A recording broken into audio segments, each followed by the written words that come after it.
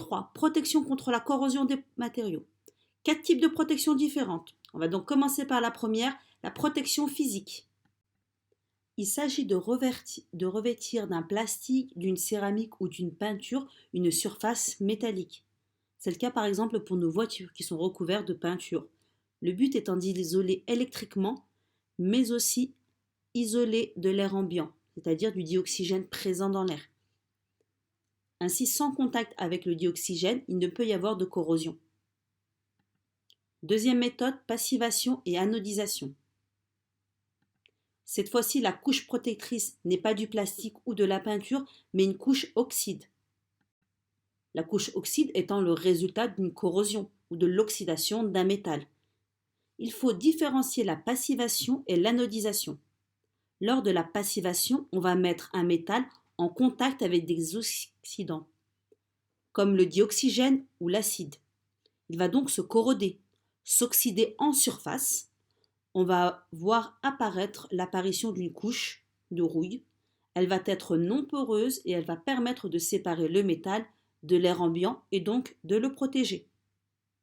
Cependant, pour certains métaux, cette couche d'oxyde est trop fine, elle n'est pas assez poreuse. Elle est trop fine, elle va être poreuse, donc elle ne va pas isoler de l'air ambiant. C'est le cas de l'aluminium. On va donc réaliser une réaction chimique par électrolyse sur cette couche oxyde que l'on appelle l'anodisation. Ainsi, la passivation est utilisée pour l'acier, le zinc et le titane et l'anodisation principalement pour l'aluminium. On peut accéder au métal en décapant cette couche oxyde. Troisième méthode, protection par dépôt métallique. Cela consiste à déposer sur un métal que l'on souhaite protéger une couche de métal plus résistant à la corrosion. Ce métal 2, qui va recouvrir le métal 1, pour qu'il soit plus résistant à la corrosion, cela signifie qu'il est moins réducteur que le métal 1. Donc il est situé plus haut sur l'échelle électrochimique. Quelques types de procédés, l'électrozingage qui consiste à recouvrir un métal d'un dépôt de zinc par électrolyse ou le nickelage électrolytique.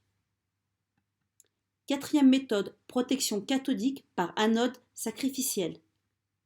Pourquoi sacrificielle? Lorsque le métal à protéger se fera oxyder, ici dans l'air ambiant, c'est-à-dire par le dioxygène. Rappelez-vous qu'un oxydant, c'est un demandeur d'électrons, donc il va chercher à capter des électrons. Lorsque l'on aura cette demande d'électrons par le milieu environnant, eh bien ce ne sera pas le métal à protéger qui va les fournir, mais l'anode sacrificielle qui est, rappelez-vous, connectée électriquement. Le métal placé en anode doit être situé plus bas que le métal de la cathode.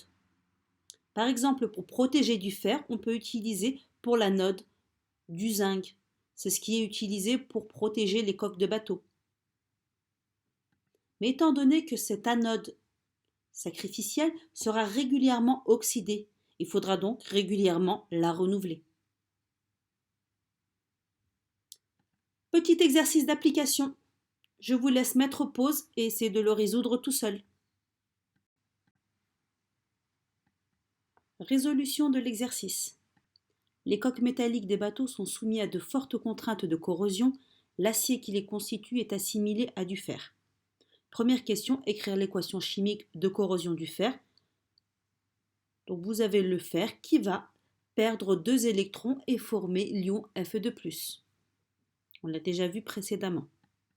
Choisir parmi les matériaux suivants ceux qui peuvent servir d'anode sacrificielle pour protéger une coque de navire entre le cuivre, l'aluminium, le fer, le zinc ou le... Il faut donc choisir un métal dont le potentiel électrochimique, c'est-à-dire, ici noté E, et entre parenthèses vous avez le couple redox.